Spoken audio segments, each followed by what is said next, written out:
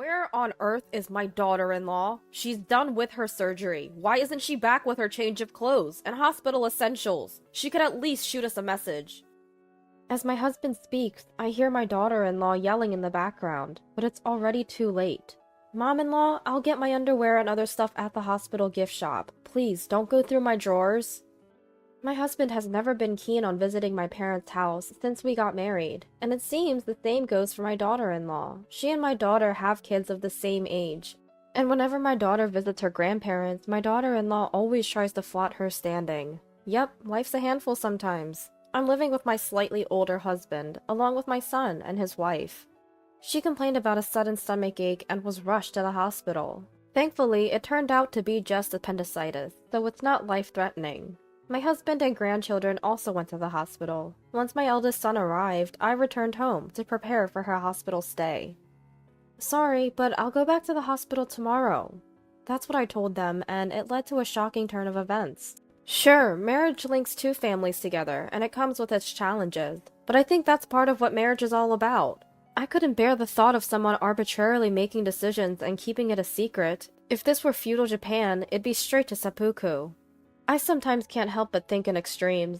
I told them over the phone that I would visit the hospital, not on the day my daughter-in-law was admitted, but the next day. I needed time to emotionally prepare. Alright, let's get everyone on the same page. My name is Grace. I'm 62 and work as a freelance funeral service director. Different religions and sects have their own rituals, so it's actually a pretty challenging job, but it's work that needs to be done, so I take pride in doing it. My husband is slightly older, and we met through work. Back in my day, we didn't fuss about how much the other made or what job they had. I got married and had kids shortly after junior college. That's just how it was. Nowadays, I have a job and can support myself. I even find myself wondering, is marriage really necessary unless you're with someone special? My husband is a bona fide baby boomer. He thinks our generation has significantly impacted American culture and society. Maybe that's why he never helps around the house. Today, guys who can cook are popular, but not him. Even when taking care of his parents, he never helped, not even with encouraging words. So I was planning on divorcing him after his parents passed away. But we've spent so many years together, it's not that easy to just cut him off. My husband has retired from work and is now leading a relaxed life. It seems that he's become more mellow because of it. That's what I thought until my daughter-in-law came into the picture. Though he doesn't have many hobbies, he wanted to keep active and extend his vibrant years, as he put it. So he started going to the library. He claims that reading stimulates the brain and that walking around looking for various genres of books also strengthens his legs. But it seems like the only books he actually borrowed were at the beginning. I can only picture him nodding off in the library chairs. Moreover, he never helps with household chores, so juggling that with my job was quite tough. But things got easier when my son and daughter-in-law moved in with us. She's a homemaker, and I'm truly grateful that she helps around the house. My son and daughter-in-law got married 3 years ago and have a 2-year-old boy.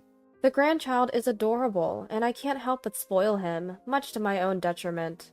Despite minor issues, I thought these days would last a long time. I have a daughter. She's 2 years younger than my eldest son. She's the same age as my daughter-in-law, and they gave birth around the same time.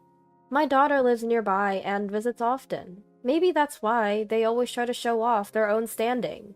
It's like they're competing to prove whose child is cuter. Ah, you're visiting again? Is it bad to visit my own parents? That's not what I'm saying. Awkward silence falls. Look, the grandchildren are playing together nicely. Isn't that enough? Well, I plan to enroll mine in preschool next year. Preschool? What's that? Coincidentally, we're also planning to send ours. You too? Isn't it too early for preschool? Mom, please keep quiet. Starting at 3 is already late, you know. Exactly! Haha. It turns into this atmosphere every time. My daughter-in-law walks into the room without making any tea. But if preschool starts at 3, my daughter probably won't visit as often. And my daughter-in-law will probably go out more often, so I felt a bit relieved. However, my daughter soon drops a bombshell. Hey, Mom, doesn't that kid look nothing like Jack? She says, observing my eldest son's child intently. Really? They say kids look like various relatives when they're young. At that time, I didn't take my daughter's words seriously. After all, even among grandchildren, I can't help but find the one my daughter gave birth to more adorable. Maybe that's why my daughter-in-law gets in a bad mood when my daughter visits, and that sour mood impacts me. My eldest son and his wife got married through a friend's introduction. By the time they both crossed 35, they were getting anxious, and a friend introduced them. It seems my daughter-in-law had the same motivations. They moved in together because my son's work was conveniently located, and they wanted to have a child soon after getting married. The following year, they had a child, and she became a homemaker. Very much the diligent, perfectionist, middle-aged person. I heard she used to be a wedding planner, quite the opposite of me. She resigned because she wanted to focus on parenting. My daughter-in-law apparently plans to return to work once the kids are a bit older. She once told me she never compromises on housework. During her long years of being single, she learned all about chores and cooking. Every month, she decorates the house with seasonal flowers and is picky about the ingredients she uses. For holidays like Easter, Halloween, and Christmas, she goes all out with decorations. She's a great cook, and her cleaning is impeccable. On the flip side, ever since she moved in, she won't let me lift a finger. "You've been working, mother-in-law. You should rest." "It's no big deal, really. This is my job after all," she'd say, not even letting me clean up after meals. She's even rearranged the flow of household chores in various setups. Apparently, she's switched the contents of the drawers, too. She's labeled everything so you know exactly where things are at a glance. My aging husband loves the changes, but it's left me feeling like this isn't my home anymore. "Mother-in-law, you put the towels in the wrong place again." "Ah, old habits. Sorry about that." I'm constantly being corrected. I just wish she'd consult me before making changes around the house. My husband is from the baby boomer generation. People say that they like to go with the flow and follow trends, but he's not like that. My husband is pretty indifferent and doesn't like being part of a group. He's not one to follow trends either. Maybe that's why he's always been reluctant to interact with my family. It's been that way since we got married. While we often hear about living in an era where people could live to 100, studies show that men typically live to about 76 and women to about 81. My dad passed away from illness 2 years ago. He lived a bit longer than the average life expectancy, making it to 78. My mom now lives with my sister, who is 3 years younger than me. One day, my husband randomly asked, "Is your mom still, healthy?" "Yes, she just has high blood pressure at the moment. Otherwise, she's fine." The average lifespan for American women is around 81, you know." "So what?" "How old are you now, mother-in-law?" "I'm 81. What's your point?" "You better warn her to be careful then." "Careful about what? Don't be ominous." "Well, you're a funeral director, so you'll know what to do." My husband would say something like that and then quickly make himself scarce. I was at a loss for words. Flashbacks of my life with my husband flooded my mind. His lack of support in raising our kids, taking care of his parents, and even connecting with my family. Once you start down that path, there's no end to the issues. I began to feel like I'd hit a wall in my marriage. My mom's health isn't great, but my sister lives with her, so I'm not too worried. My sister is a single career woman. She even got her retirement age extended, planning to work until she's 70. Apparently, being single in your 50s and beyond is increasingly common, so it's not a rare story. My husband's lack of involvement with my family also means my daughter-in-law doesn't have much good to say about them either. "Your sister is still working, right?" "Yes, she is. She's single and very responsible." "I assume she's saved a lot of money then." I wondered what her point was. My sister's savings have nothing to do with her. I found it a bit tacky and couldn't understand what my daughter-in-law was getting at. It's been 3 years since Dad passed away, so we all gathered at my childhood home for the first time in a while. The last time we came here, my daughter-in-law immediately said something specific, and this time she brought up the same topic again. "Doesn't anyone clean around here?" "My mom is old, and my sister is busy with work." "Don't you think it's pretty bad?" Even my husband chimed in. "Let's go home after the prayers." "Enough! Both of you!" My sister stepped in front of me and said, "I've done my best to clean up, and we've all gathered here for the first time in 3 years. Can we please stay until the end?" She apologized deeply. My husband and daughter-in-law finally kept quiet, and things settled down for the moment. We finished the prayers, but they didn't touch any of the snacks we prepared, and they left. My eldest son and I felt bad for my mom and sister. When we apologized to them, they told us not to worry, which was a relief. I decided then and there not to invite my husband and daughter-in-law to my family's home anymore. My already stubborn husband has become even more so since living with a daughter-in-law. Or more like, he seemed whipped by her. One day, my daughter came to visit with my grandchild. There are many preschools nowadays, and they were visiting some. They came to update me. My grandchild had been praised for their drawing at one of the preschools. I was delighted and said, "Oh, that's wonderful." It seems the daughter-in-law overheard the conversation. Upset, but silent, she left the house. Turns out she took our grandchild straight to the preschool. Seems like she had to prove something. Later, she proudly informed me they had done some drawing and got praised for it. She looked exhausted, and it was hard not to feel bad for our grandchild, being dragged along. Could it be that she's overwhelmed? "Well, that's wonderful," I said, probably not hiding my strained expression well. "So, you do prefer your daughter's child over mine, don't you?"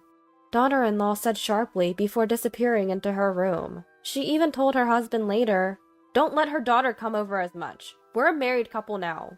Her husband backed her up. "She can come back to her own home any time she wants," I argued. He ignored me, turning his back. I contacted my daughter, advising her not to stir the pot.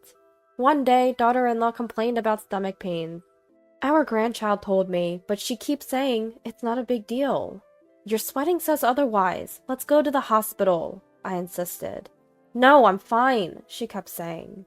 I had my husband talk to her too. But the daughter-in-law insists that she'll be fine if she just takes a little rest.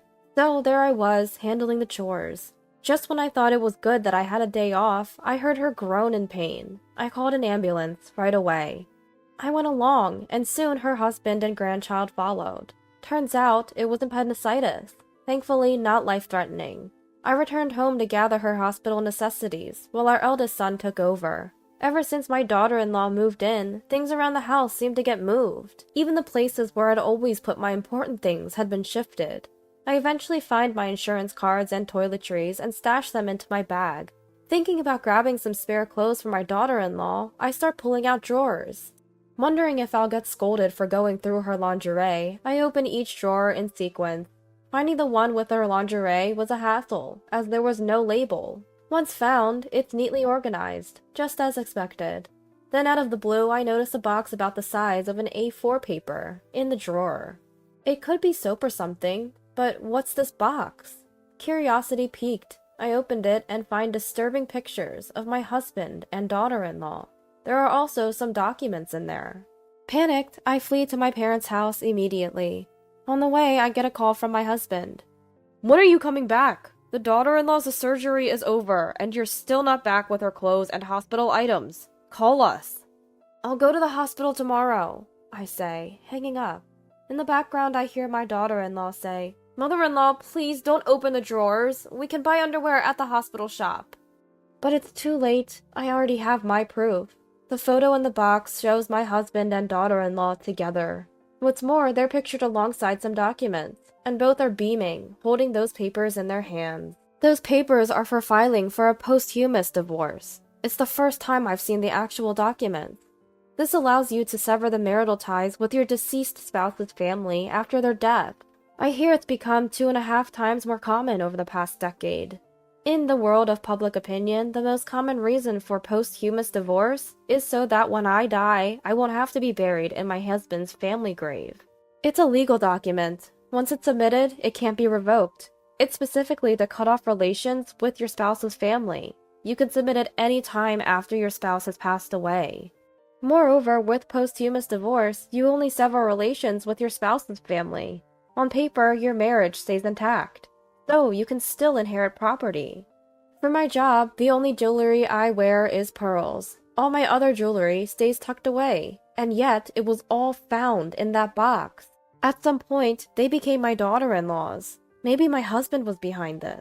It became clear that he planned to inherit my property and cut ties with my family if I were to pass away first. To think he had such low opinions of my family. I took care of his mother and father, you know. But my husband never lifted a finger or offered a word of thanks. Just remembering it makes my blood boil. The day after my daughter-in-law was hospitalized, I confronted her with these documents and a lawyer by my side. Why are you showing up at the hospital now? You're late. I had matters to discuss with my lawyer. What? You're consulting a lawyer? I'm not just submitting this, I'm filing for divorce. I slapped down the document, along with a photo of my husband and daughter-in-law holding it. That's why I told you to buy my underwear from the hospital gift shop. My daughter-in-law muttered. That's not what this is about, okay?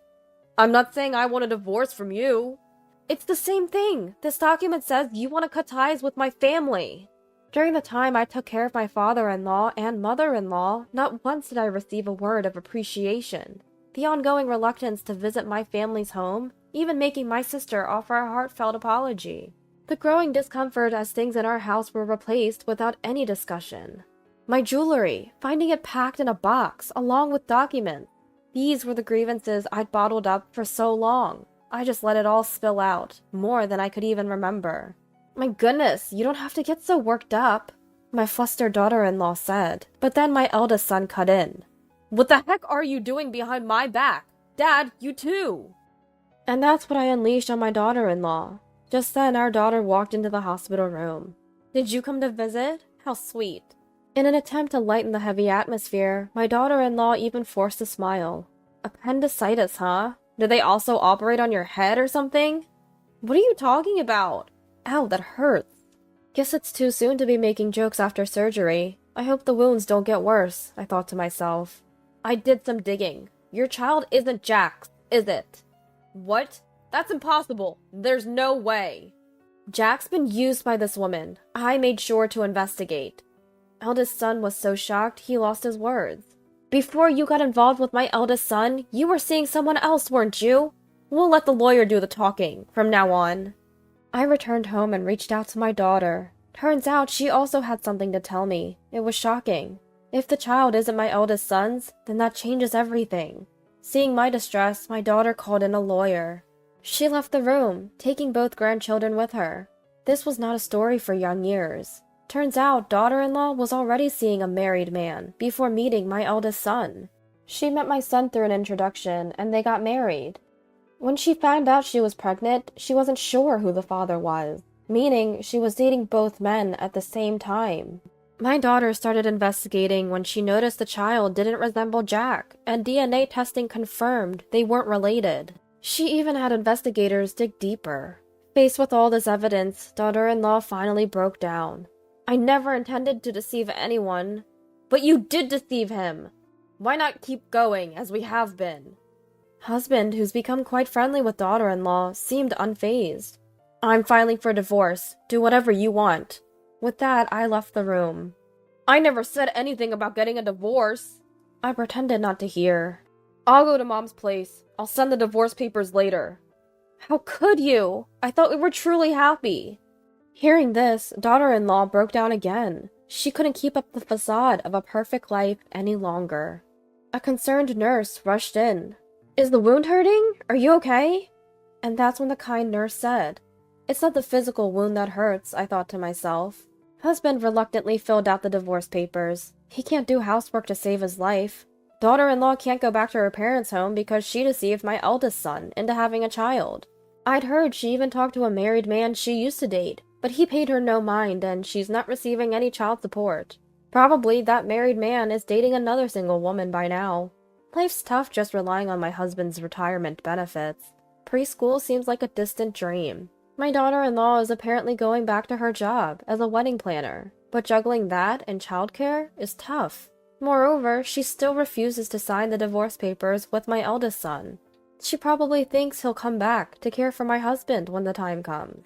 Well, life doesn't always go as planned. She must want to have the perfect life. As for me, I'm still working as a funeral service director, while living with my mom, sister, and eldest son. My aging mom seems the happiest with a lively household. My eldest son seems a bit disenchanted with marriage, but I'm hoping he'll find someone new and good. I sometimes think that if I'd separated from my husband when I was younger, maybe I'd have another chance. Planning to make up for lost time by being dutiful to my parents. I'm also talking about maybe going on a trip with my sister, who I've troubled in the past.